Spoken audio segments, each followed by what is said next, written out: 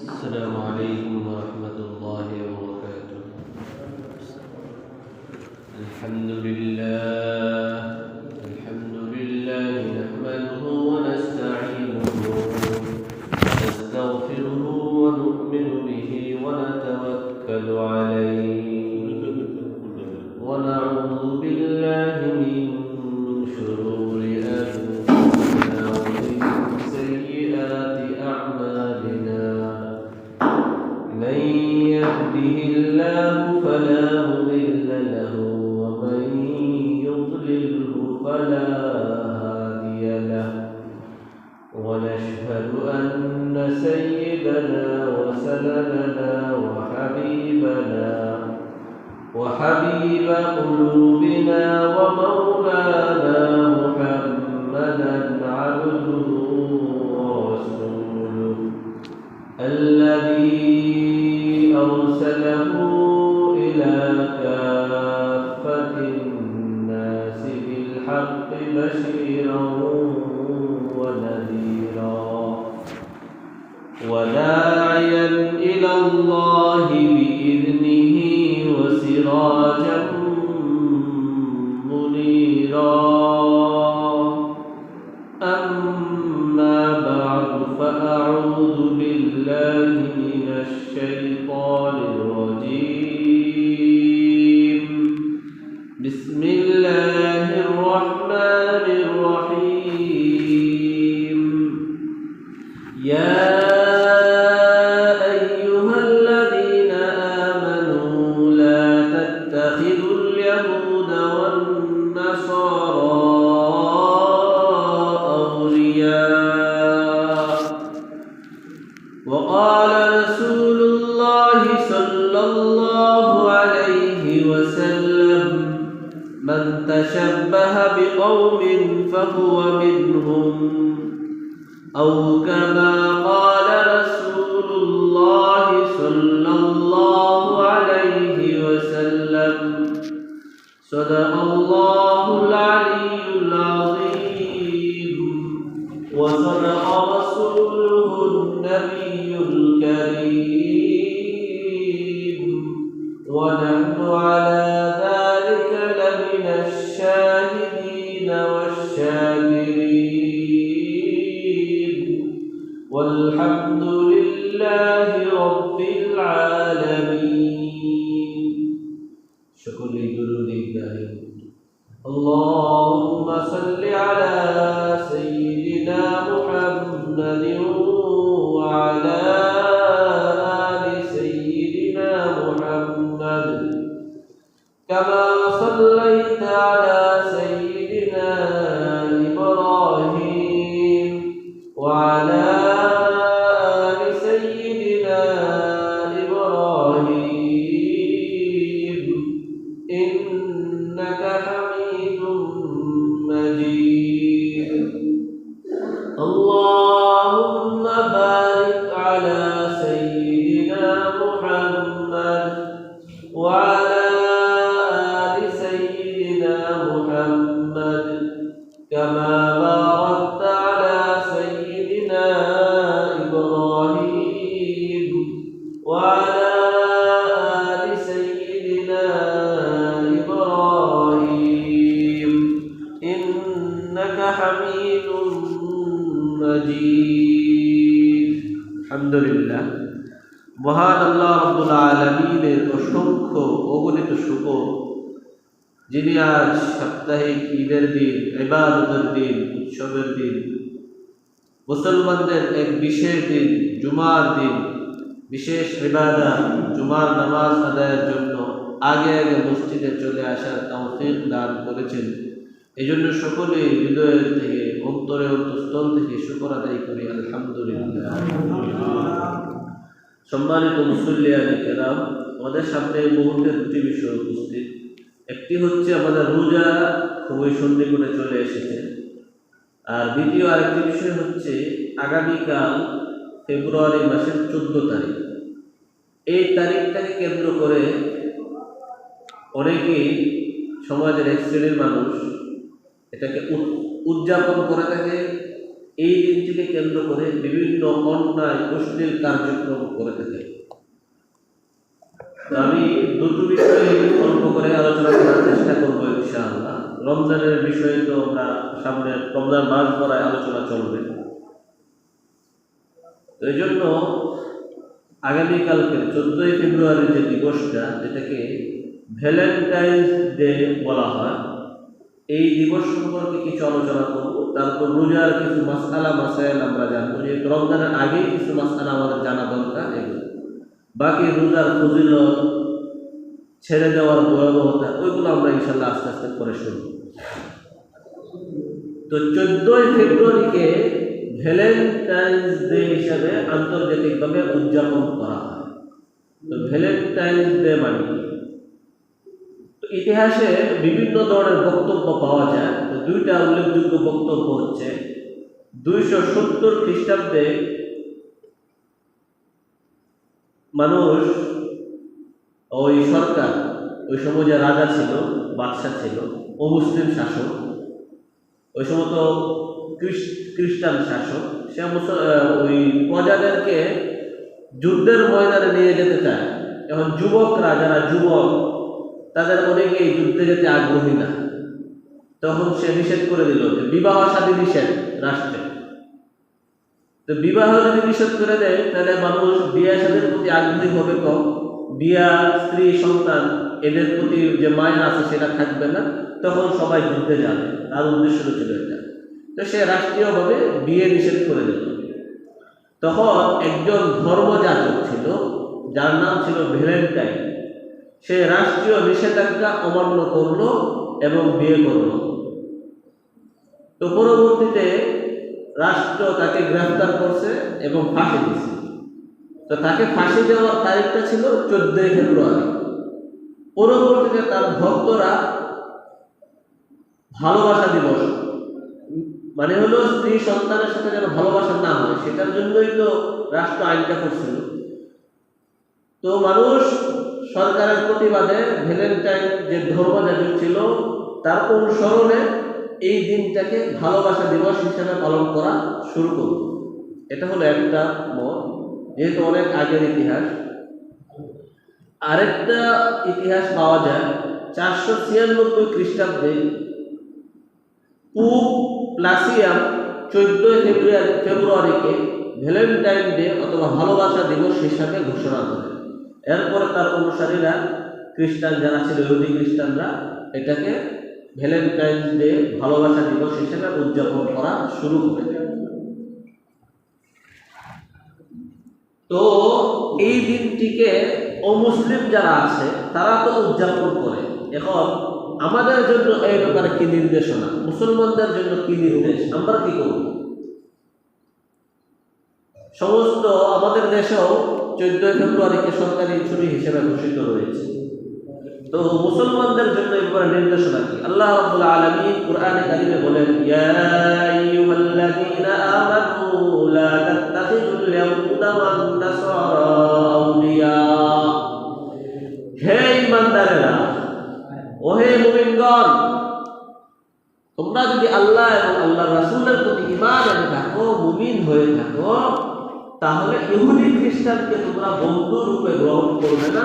ইহুদি খ্রিস্টানকে তোমরা ঘনিষ্ঠ জন হিসাবে, আপন জন হিসাবে তাদেরকে গ্রহণ করবে না। রাসূলুল্লাহ সাল্লাল্লাহু আলাইহি ওয়াসাল্লাম বলেন, মান তাশাব্বাহা বিকওমিন ফাহুয়া মিনহুম। কেউ যদি কোনো গোষ্ঠীর, কোনো জাতির, কোনো ধর্মের সাদৃশ্য অবলম্বন করে, তাহলে সেও তাদের ধর্মভুক্ত গণ্য হবে। এখন সাদৃশ্য মানে কি? সাদৃশ্যের মধ্যে প্রকার আছে। খাওয়া দাওয়া, বাজার করা, এগুলো তো একটা সাধারণ বিষয়, সব বিশেষ কোনো সাদৃশ্য না। বিশেষ কোনো সাদৃশ্য, যে অমুসলিম বা হিন্দু বা খ্রিস্টান বা ভ্রান্ত পথভ্রষ্ট ব্যক্তিদের বিশেষ কোনো আচার কার্যক্রম যদি থাকে, তাহলে সেইটার ক্ষেত্রে যদি কি করা হয়, তাদের অনুসরণ করা হয়, তাদের সাদৃশ্য অবলম্বন করা হয়, তাহলেই আমি তাদের দলভুক্ত হিসেবে গণ্য হয়ে যাব। কাল কিয়ামতের ময়দানে তাদের অবস্থান হবে যেখানে, আমার অবস্থান হবে কোথায়? রাসূলুল্লাহ সাল্লাল্লাহু আলাইহি ওয়াসাল্লাম বলেন, আল মারউ মা'a মান আহাব্বা ইয়াউমাল কিয়ামah, যে যাকে ভালোবাসবে কিয়ামতের দিন সে তার সাথে থাকবে। হিন্দুরা মূর্তি পূজা করে, এখন আমিও মূর্তি পূজা শুরু করলাম। তারা যেভাবে করে সেভাবে না করলো, আমি পুতুল কিনে আইলাম বা একটা ছবি, আমার বাবার ছবি, দাদার ছবি, নানার ছবি, ছবিকে আমি বিশাল একটা শ্রদ্ধা এবং সম্মানের স্থানে রাখলাম, ওইটাও মূর্তি পূজার সাথে কিছুটা সাদৃশ্য হয়। ভাস্কর্য স্থাপন, ভাস্কর্য বানায় না বিভিন্ন নেতাদের ওই খুদাই করে ডালাই করে, এই যে কাজগুলা করা হয়, এটাও মূর্তির সাথে কি সাদৃশ্যপূর্ণ।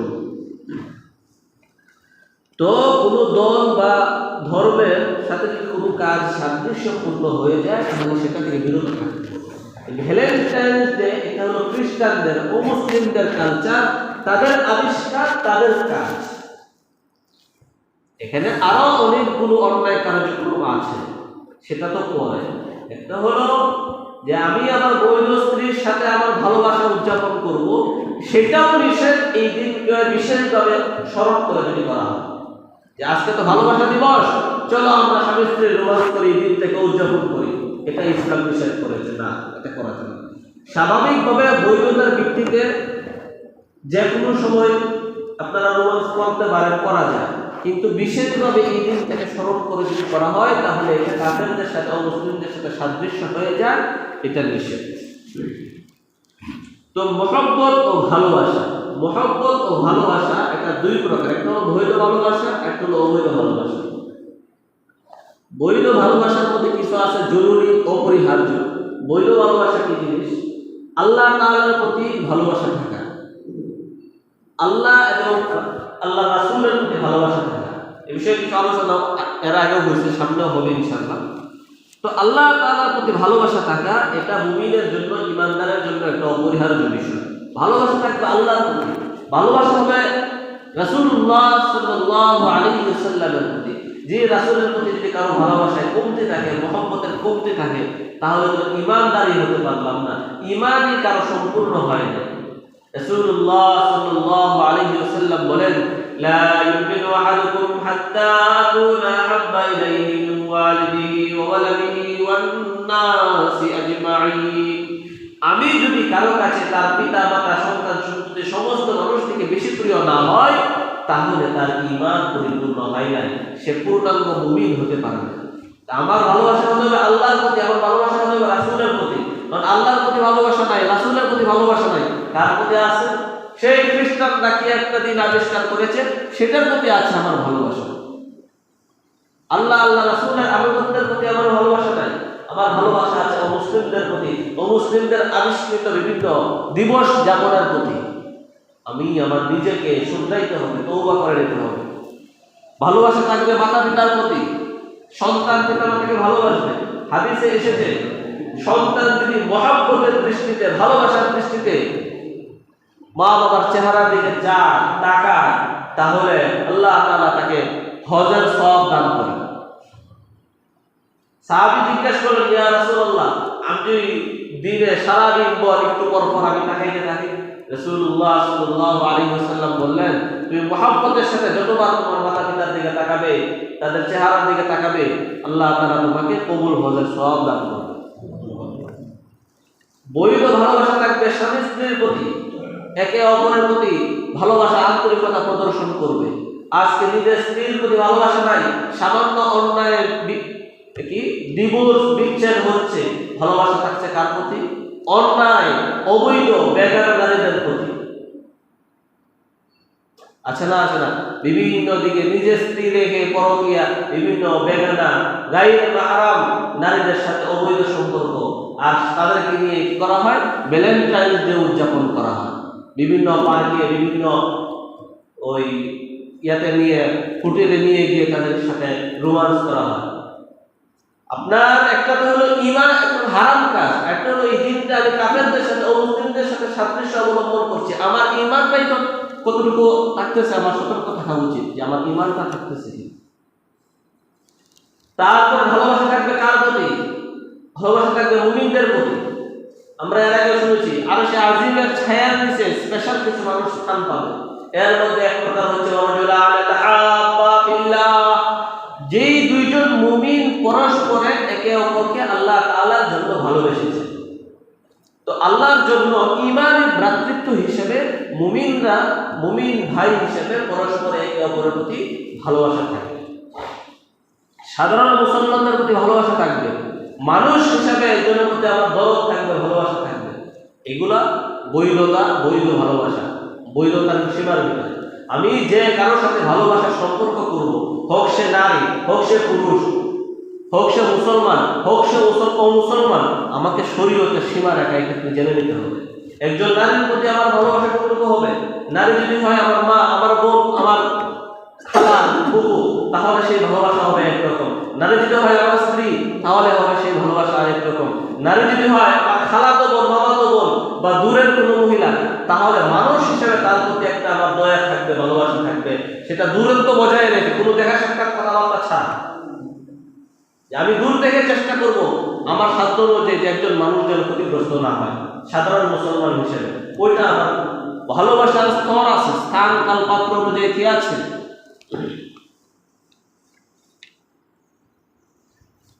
মুসলমান নারীদের সাথে পর্দার বিষয়ে আল্লাহ রাব্বুল আলামিন উম্মাহাতুল মুমিনিন রাসূলুল্লাহ সাল্লাল্লাহু আলাইহি ওয়াসাল্লাম স্ত্রীদেরকে নির্দেশ দিয়ে বলতেছেন, ইয়া নিসাআন নবী লাস্তুন্না কাআহাদিন মিনান নিসা ফালা তাখযা'না বিল কওল ফায়াতমা আল্লাযী ফী কলবিহি মারাদুন ওয়া কুলনা কাওলাম মা'রুফা। এখানে আল্লাহ তাআলা নবীজির স্ত্রীদেরকে বলতেছেন যে তোমরা যদি কারোর সাথে কথা বলতে হয় প্রয়োজনে, তাহলে নম্র ভাষায় কথা বলিও না, কোমল ভাষায় কথা বলিও না, একটু খরগোশ ভাষায় কথা বলো। দেখো নারীদের জবান হয় কোমল। এখন তোমরা যদি তোমাদের স্বাভাবিক নরম কোমল ভাষায় কথা বলো, তাহলে যদি কারো হৃদয়ে বেদি থাকে, কলবে কারো কলব যদি রোগাক্রান্ত থাকে, তাহলে তার কলবে শয়তান কি করবে? ওয়াসওয়াসা দিবে। অতএব নবীজির স্ত্রীদেরকে এই হুকুম দিচ্ছেন। সাধারণ মানুষের ক্ষেত্রে কি হুকুম হবে? নবীজির স্ত্রীদের প্রতি যদি নির্দেশ থাকে যে তোমরা সাধারণ মানুষের সাথে, সাধারণ মানুষের সাথে কারা ছিল? সাহাবায়েরা। তো সাহাবীদের ব্যাপারে বলা হচ্ছে যে তোমরা যদি মানুষের সাথে নরম কোমল ভাষায় কথা বলো, তাহলে মানুষের হৃদয়ে, যাদের হৃদয়ে কি আছে, রোগ আছে, তাদের হৃদয়ে ওয়াসওয়াসা আসতে পারে। আমাদের জন্য কি অবস্থা হবে? আমরা কি করি? আর পর্দা তো নাই, রাস্তার ধারে, ঘরের কিনারে, বাহিরে, আলগা করে, যেখানে সেখানে মাহরাম কি গায়রে মাহরাম সেটা দেখার কোনো চিন্তা নেই। আমরা বসে প্রয়োজনীয় কথা না, অপ্রয়োজনীয় আড্ডাবাজি, গল্প গুজব করতে থাকি, থাকি না? থাকি না? নিষেধ, সম্পূর্ণ নিষেধ, হারাম। আল্লাহ তাআলা বলেন, কুল লিল মুমিনিনা ইয়াগুদ্দু মিন আবসারিহিম ওয়া ইয়াহফাযু ফুরুজাহুম। হে নবী, আপনি মুমিনদেরকে বলে দিন তারা যেন তাদের চক্ষুকে হেফাজত করে, দৃষ্টি নত রাখে এবং তাদের লজ্জাস্থানকে হেফাজত করে। অনুরূপভাবে নারীদের ব্যাপারে বলা হয়েছে, ওয়াকুল লিল মুমিনাতি ইয়াগুদ্দুনা মিন আবসারিহিন্না ওয়া ইয়াহফাযনা ফুরুজাহুন্না। হে নবী, আপনি নারীদেরকে বলে দিন তারা যেন তাদের দৃষ্টিকে অবনত রাখে, নত রাখে, সংযত রাখে, কোনো পুরুষের দিকে না তাকায়। আমাদের মধ্যে আল্লাহর এই নির্দেশের বাস্তবায়ন আছে নাকি নাই আমাকে চিন্তা করতে হবে। যদি না থাকে, আপনি আমাকে তওবা করতে হবে।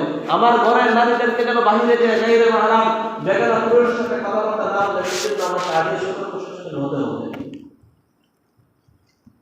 আল্লাহ তাআলা বলেন, ইন্নাস সামআ ওয়াল বাসারা ওয়াল ফুআদা কুল্লু উলাইকা কানা আনহু মাসউলা। আমার চোখ, আমার কান, আমার হৃদয় কোথায়, কখন, কোন কাজে ব্যবহৃত হচ্ছে, প্রতিটি কাজের জন্য আল্লাহর কাছে আমাকে জবাবদিহি করতে হবে। চোখ দিয়ে কি দেখতেছে, আমার কান দিয়ে কি শুনতেছে, আমার হৃদয় কি চিন্তা করতেছে, ভালো নাকি খারাপ, সব কিছু আল্লাহ তাআলার কাছে জবাবদিহি করতে হবে। আল্লাহ তাআলা ইয়ালামু খায়িনাতাল আ'ইনি ওয়া মা তুখফিস সুদূর। চোখের খেয়ানত সম্পর্কে আল্লাহ তাআলা জানেন। আমার হৃদয়ে কি অপরাধ লুকিয়ে রাখছি সেটাও আল্লাহ তাআলা জানেন। যে আমার সামনে দিয়ে একজন মেয়ে যাচ্ছে, আমি চোখটা নিচে রাখছি, কিন্তু বাস্তবে আমি আর চোখে দেখতেছি, আল্লাহ তাআলা জানেন। মানুষ সামনে দেখতেছে আমি আমার চোখ বন্ধ রাখছি, কিন্তু আল্লাহ তাআলার সামনে তো আমার অন্যায় কি নয়, গোপন নয়। রাসূলুল্লাহ সাল্লাল্লাহু আলাইহি ওয়াসাল্লাম বলেন, আল আইনান জিনা হুয়া নাযার, চোখের জিনা হচ্ছে দৃষ্টি। আলী রাদিয়াল্লাহু তাআলা আনহুকে নবীজি বলেন, ইয়া আলী লা তুসবি'ন নাযারাতান নাযারাতা, একজন বেগানা নারীর প্রতি তোমার দৃষ্টি চলে গেছে, একবার ঘুরে দ্বিতীয়বার যেন না যায় দৃষ্টি। যে একজন মানুষ যাচ্ছে, আপনি পুরুষ মনে করে তাকাইলেন, তাকায় দেখছেন যে নারী, দ্বিতীয়বার আর তাকানোর অনুমতি নাই। প্রথমবারের জন্য আল্লাহ মাফ করে দিবেন, যে প্রথমবার ভুল হয়েছে, অজ্ঞাতসারে হয়েছে, কিন্তু দ্বিতীয়বারের অনুমতি নাই। নবীজি বলেছেন, ফাইন্না লাকাল উলা ওয়া লাইসা লাকা সানিয়া, প্রথমবারের জন্য তুমি মাফ পাবে, কিন্তু দ্বিতীয়বার মাফ নাই। রাসূলুল্লাহ সাল্লাল্লাহু আলাইহি ওয়াসাল্লাম আরেক হাদিসে বলেন, মা মিন মুসলিমিন ইয়ানজুরু ইলা মাহাসিন ইমরাতিন আউওয়ালা মাররাতিন থুম্মা ইয়াজুজু বাসারাহু ইল্লা আহদাসাল্লাহু লাহু ইবাদাতান ইয়াজিদু হালাওয়াতাহা।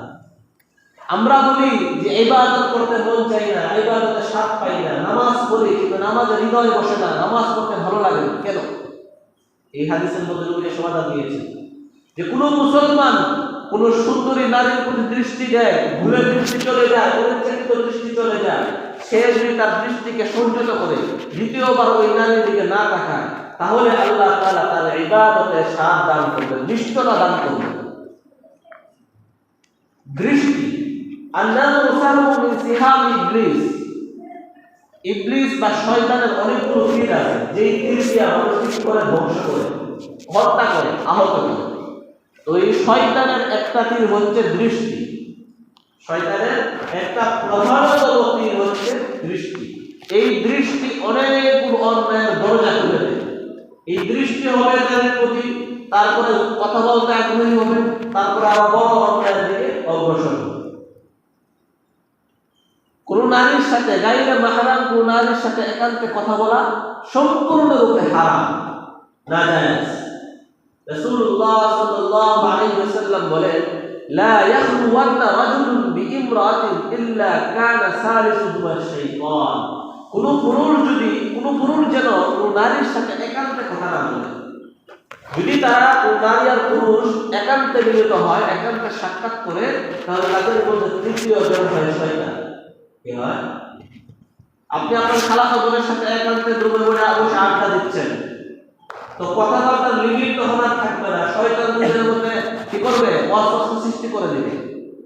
এরকম শুধু খালাতো বোন মামাতো বোন না, যে কোনো গায়ের মাহরাম 14 জন নারী পুরুষ যারা মাহরাম, আমরা জানি খালা ফুফু, তারপরে চাচি না সরি নানি দাদি মা, এই ধরনের বোন, নাতি, আপন নাতি, এই ধরনের বেশ কিছু নারী ছাড়া আর কারো নারীর সাথে দেখা সাক্ষাৎ কথাবার্তা বলা যায়।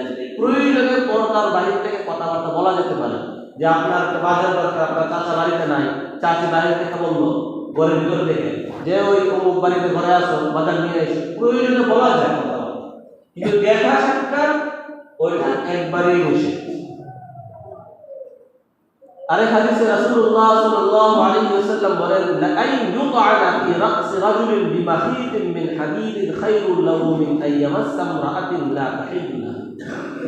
ওই যে প্রেমিকা একে অপরের হাত ধরে ঘুরে না, রাসূলুল্লাহ সাল্লাল্লাহু আলাইহি ওয়াসাল্লাম বলেন যে কারো মাথা লোহার করাত দিয়ে চিরে ফেলা, এটা অনেক উত্তম তার ওই ব্যক্তির জন্য যে কোনো বেগানা নারীর হাত ধরে, বেগানা নারীর হাত স্পর্শ করা থেকে মাথা করাত দিয়ে ছিঁড়ে ফেলা তার জন্য। কত বড় ভয়ানক অন্যায় হলে নবীজি এরকম কথা বলতে পারেন।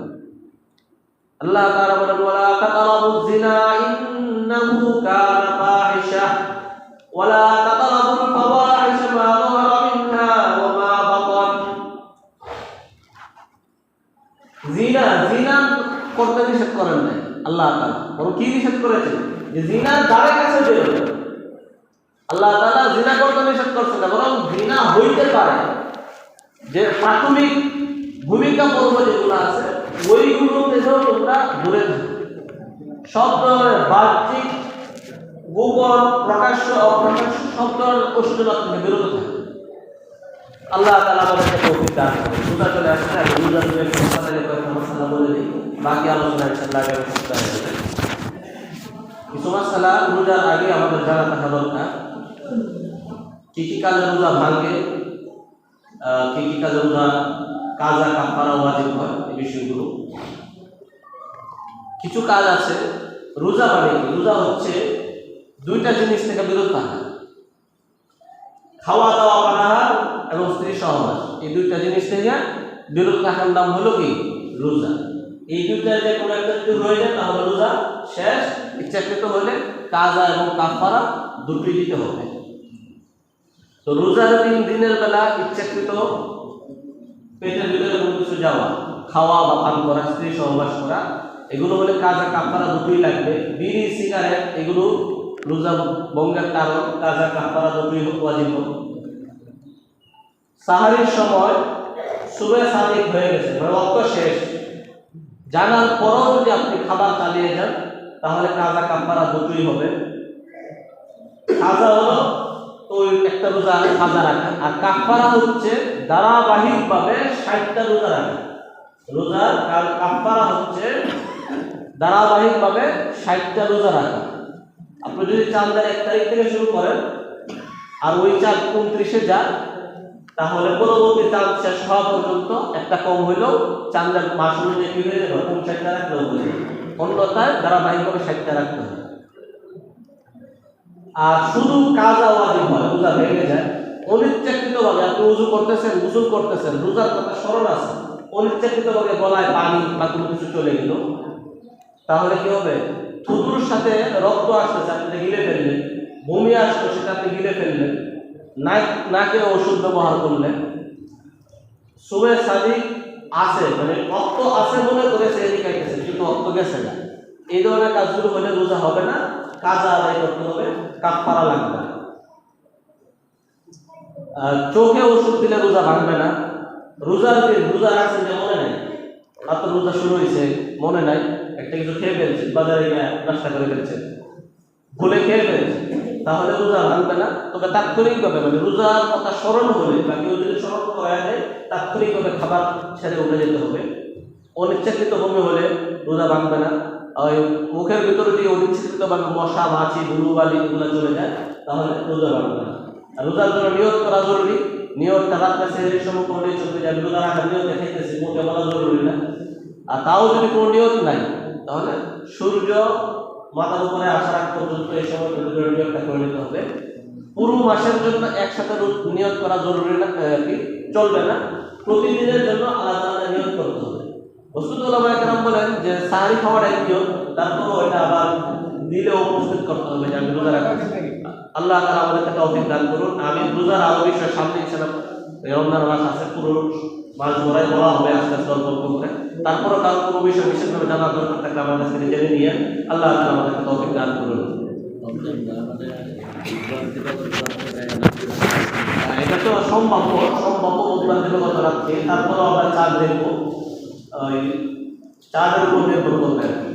যেদিনে চাঁদ হবে আমরা বুধবার, বৃহস্পতিবার দুদিনে চাঁদ দেখার চেষ্টা করব। রমজান বছর চাঁদের খবর রাখা সবসময় জরুরি। তারপরে যেহেতু রমজান, তারপরে ঈদ, রোজা, সবার আমলের বিষয় আছে, আমরা চাঁদ দেখার চেষ্টা করবো ইনশাআল্লাহ। আল্লাহ তাআলা আমাদেরকে তৌফিক দান করুন। আমিন। ওয়া আখিরু দাওয়ানা আলহামদুলিল্লাহি রাব্বিল আলামিন।